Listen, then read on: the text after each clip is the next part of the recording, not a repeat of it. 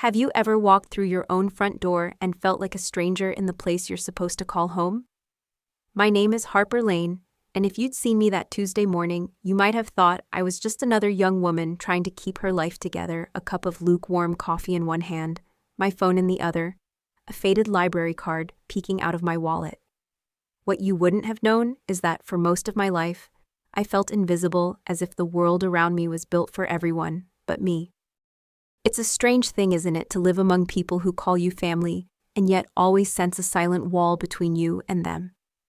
I grew up learning how to blend into the background, how to keep my voice soft, my questions short, and my dreams even smaller. The birthdays that slipped by unnoticed, the photos, where I always seemed to stand on the edge, the family trips that never included my name on the itinerary. These became the landscape of my childhood. I told myself stories to fill in the blanks, built armor from quiet hope, and wished for a day I might finally belong. And then everything changed with one phone call. It was a Tuesday morning like any other, the sky a gentle blue, the world outside humming with the promise of new beginnings. My phone rang as I was pouring cereal, the kind of call you almost let go to voicemail because you're sure it's a wrong number, or worse, a reminder of bills you can't quite pay. But something made me answer. "Is this Harper Lane?" the voice on the other end asked, crisp and unfamiliar. My heart skipped. "Yes," I replied, holding my breath. The woman introduced herself as a lawyer from an office I'd never heard of, speaking the name of someone I hadn't seen in years. My grandmother, Eloise. I almost dropped the phone. Grandma, Eloise.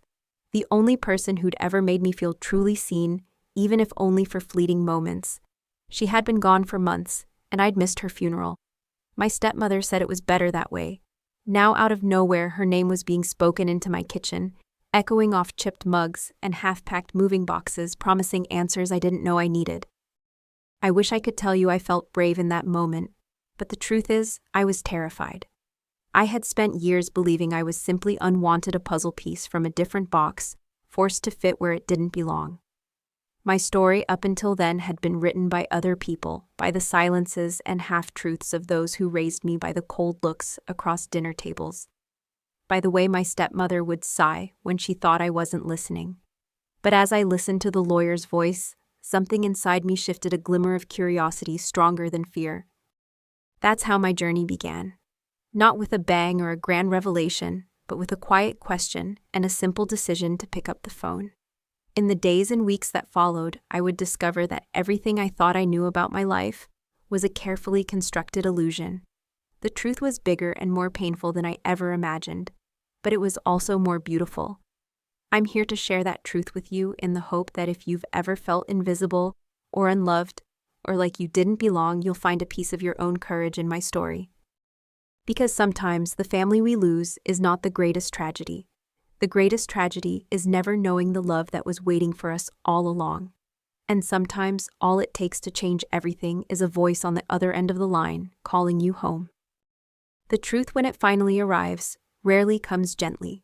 Sitting in that quiet law office, sunlight streaming through the blinds, I listened as the lawyer handed me a thick envelope and told me there was more to my story than I'd ever been allowed to know. My hands trembled as I broke the seal, the familiar loops of my grandmother's handwriting blooming across the page. "My dearest Harper," it began, and the years of longing for answers seemed to slow, as if the universe had finally paused to let me breathe. Inside her letter, my grandmother unraveled the life I thought was mine. She wrote of a daughter, my real mother Anna, who died in a car accident when I was just a toddler. She wrote of my father, broken and lost, who remarried quickly, perhaps out of loneliness or fear. My stepmother, Melissa, had never wanted a living reminder of the woman who came before her. The story I'd been told for so long, that I was adopted, that I was an outsider, was a lie built from someone else's pain, not my own failing. I remember staring at those words, feeling my world tilt and stretch in new directions. Suddenly, so many half-remembered moments made sense. The photo albums with empty pages where my mother's face should have been. The way my stepmother changed the subject if anyone mentioned Anna. The subtle, sharp things people would say when they thought I wasn't listening. "It's no wonder she doesn't fit in, or she's not really one of us." My heart broke for the little girl who tried so hard to earn a place she'd never truly lost. If you've ever uncovered a family secret, you'll know that clarity often arrives with sorrow. According to a recent study, more than 1 in 5 Americans discover a hidden truth about their heritage or relatives. Some find long-lost siblings, others learn they were adopted, and many like me realize their lives have been shaped by unspoken hurts. It's strangely comforting to know you're not alone, to realize that families everywhere carry both love and pain in equal measure. In those first hours after reading Grandma Eloise's letter, anger bubbled up, anger at the years stolen at the grown-ups, who should have protected me, at the lies that shaped my sense of self. But beneath the anger was something gentler: relief. Relief that the quiet ache I'd carried wasn't my fault, and that my otherness had a reason. That's the lesson I want to share sometimes. The secrets families keep aren't reflections of your worth, but echoes of wounds they never learned to heal. As I left the law office that afternoon, the city felt different, brighter, sharper, as if the world was daring me to see it anew. I still didn't know what would come next, but for the first time I had a map, the truth spelled out in ink and memory. And while that truth hurt, it also set me free, lighting a path toward a version of myself I'd never dared to imagine. Growing up in a house where you're treated like a guest leaves marks that last. As a child, I learned to read rooms, to sense when I was wanted and when my presence was just tolerated. I remember birthday parties that seemed to shimmer with joy for my half-siblings, while mine quietly slipped by with a store-bought card and a cake that only I ate. On family trips, there was always one seat less in the car, and the group photos were framed in the hallway with me just out of focus, as if belonging was something I had to earn. These little moments add up. I used to think if I tried hard enough, got perfect grades, finished chores before being asked, never talked back, I might become part of the picture. But belonging doesn't work that way. It's not a prize you win for being good. Looking back, I can see how many of us mistake compliance for acceptance, molding ourselves into shapes we hope will finally fit. The truth is, no amount of effort can fix a heart that's closed. That realization took years and more heartbreak than I'd ever admit out loud. I wasn't alone in these feelings. A friend once confided how she spent her teenage years as the stepchild in her own home, constantly aware of invisible boundaries. She'd watch her siblings receive thoughtful gifts, while hers were afterthoughts, sometimes forgotten entirely. We laughed about it as adults, but there's an ache behind the laughter, a shared understanding that some scars never fully fade. Research shows that children who feel excluded by family are more likely to struggle with self-esteem and trust issues well into adulthood. It's a silent legacy that shapes every relationship to come. But every now and then, there were small mercies. I remember finding a note slipped into my backpack from my grandmother: "You are loved, even when it doesn't feel like it." Those simple words became a lifeline. In dark moments, I'd repeat them to myself, reminding myself that love could exist outside the lines others drew. Sometimes, all it takes is one person to see you, truly see you, to keep your spirit afloat. Grandma Eloise was that person for me, and her belief in me became the first brick in the foundation of my own self-worth. If I could share one lesson from those years, it's this: feeling like an outsider isn't proof you're unworthy. It's often a reflection of someone else's limitations. We grow up thinking we're missing something vital, but often it's the people around us who can't offer what we need. As I moved forward with the truth in my pocket, I realized I no longer needed to beg for belonging. The next chapter of my story would be about finding my place, not by shrinking to fit, but by expanding into who I was always meant to become. When I was little, there were days when the world felt impossibly heavy, and the only comfort was the memory of my grandmother's warm embrace. Grandma Eloise was more than just a gentle voice on the phone or a handwriting I recognized on birthday cards. She was the anchor that kept me steady even when our visits grew rare. She never let a holiday pass without sending a card, sometimes hidden in a library book I'd checked out other times, left in a mailbox with no return address. Her words always arrived at the exact moment I needed them most. Over the years, I learned just how hard she fought to stay a part of my life. The letter from the lawyer revealed stories I never knew. Times when Grandma showed up at school concerts, only to be turned away, or mailed gifts that were returned unopened by my stepmother. She'd even hired a private investigator to check that I was safe, to make sure my living conditions were decent when I moved out for college. There was a file of photos, reports, even receipts for the care packages she sent each one, a quiet act of love in the face of resistance. In so many families, the relationship between grandparents and grandchildren is a hidden lifeline.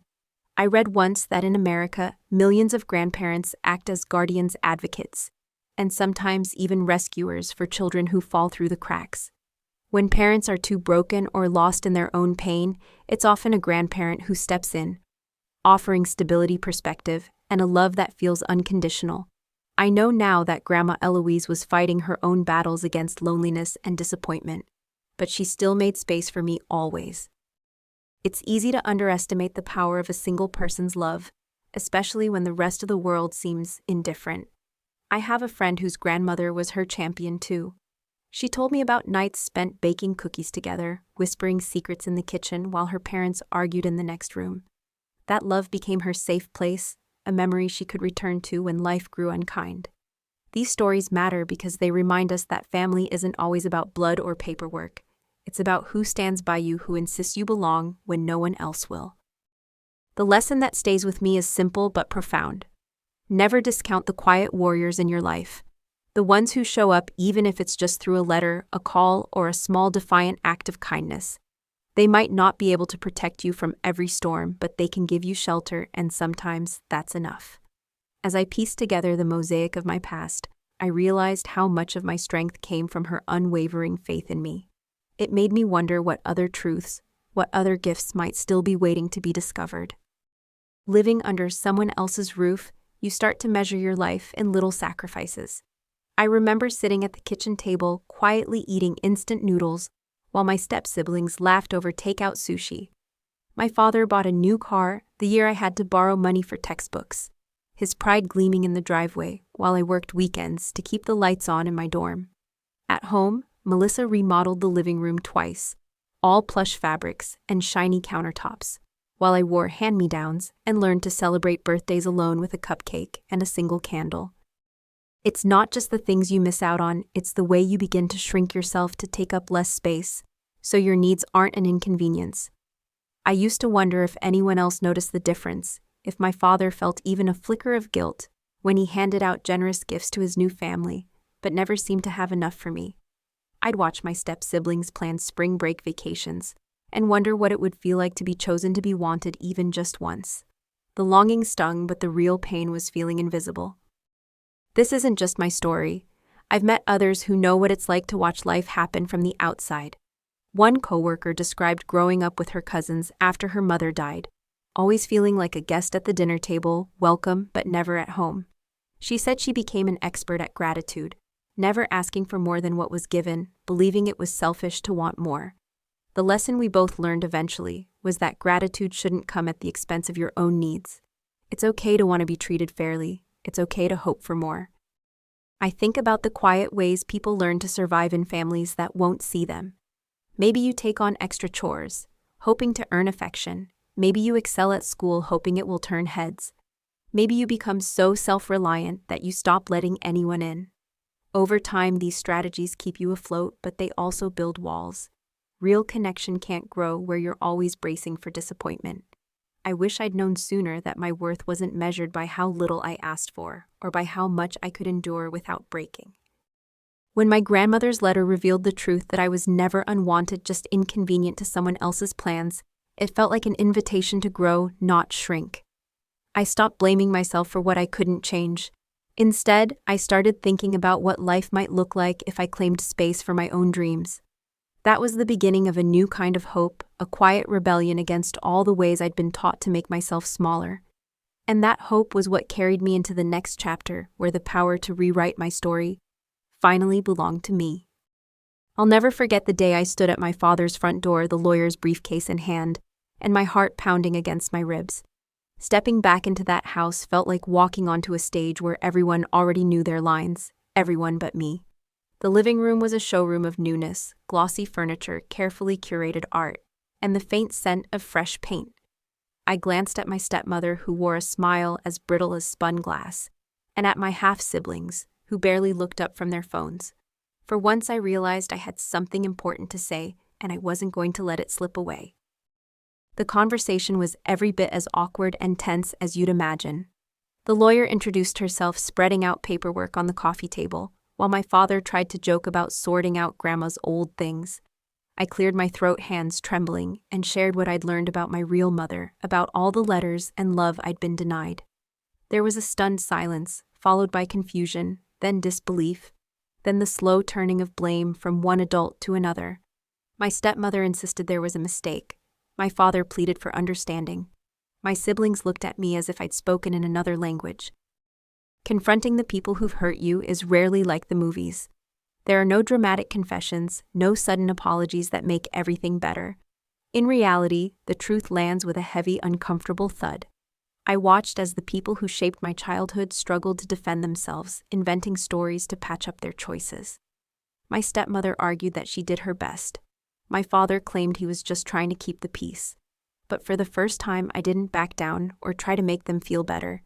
The truth needed to be said, even if it changed nothing for them. A friend once told me that speaking your truth is less about changing others and more about honoring yourself.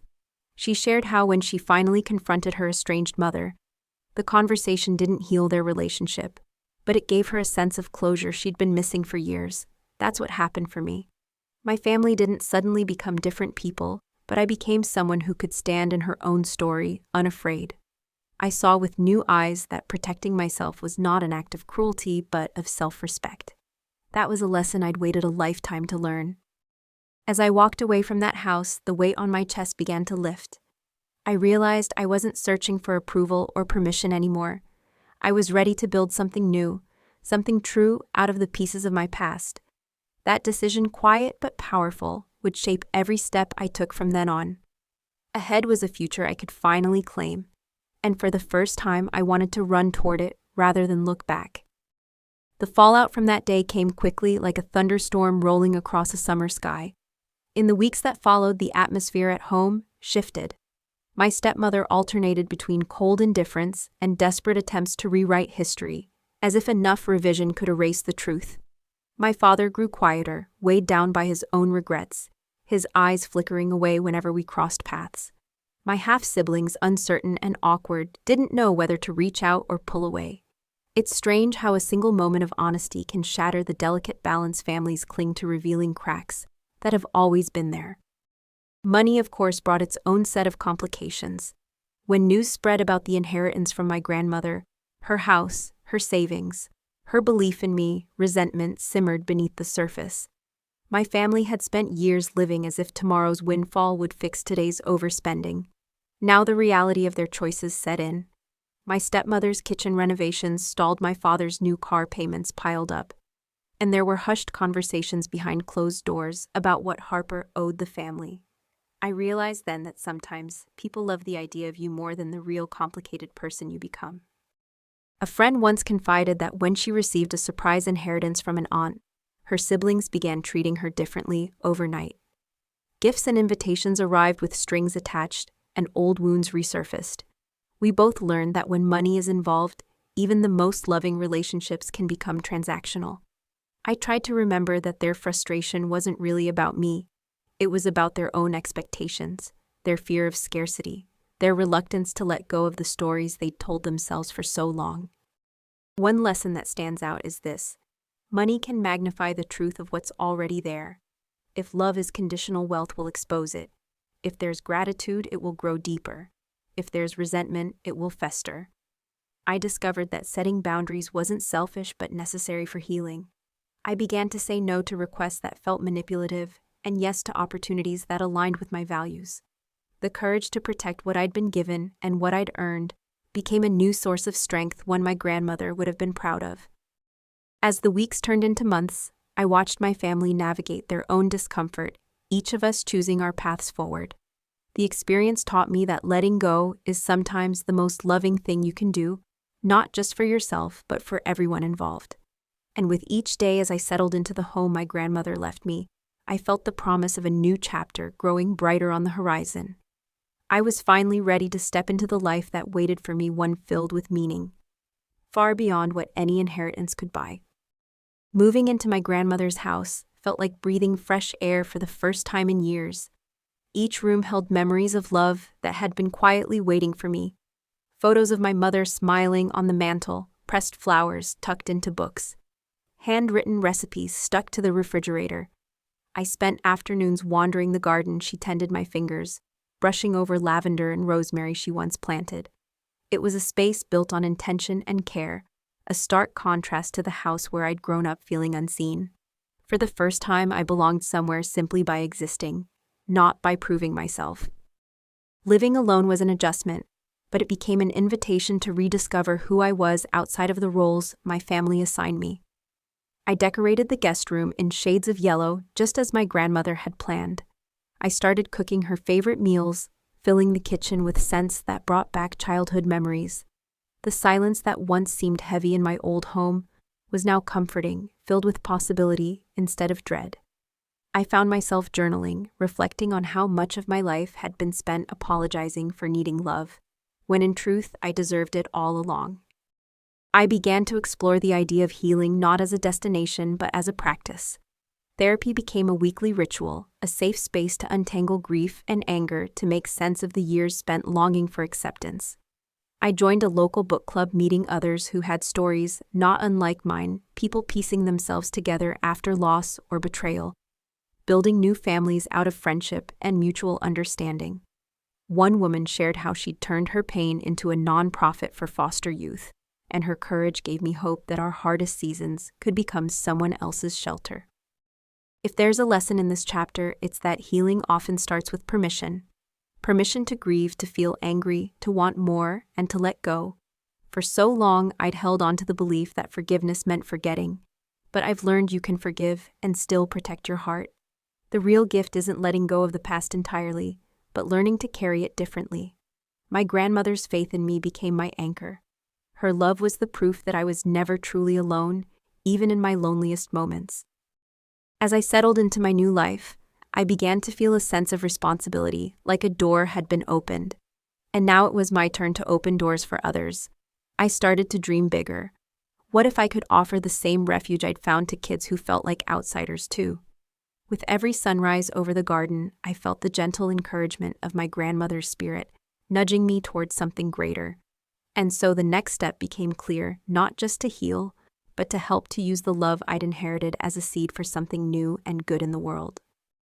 The idea of giving back started as a quiet thought, almost a whisper echoing through my grandmother's garden as I watched the sunlight flicker across her favorite flowers.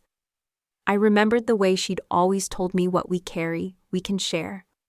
Inspired by her generosity, I began to research organizations in my community that helped kids aging out of foster care, young people who, like me, had known what it was to feel left behind.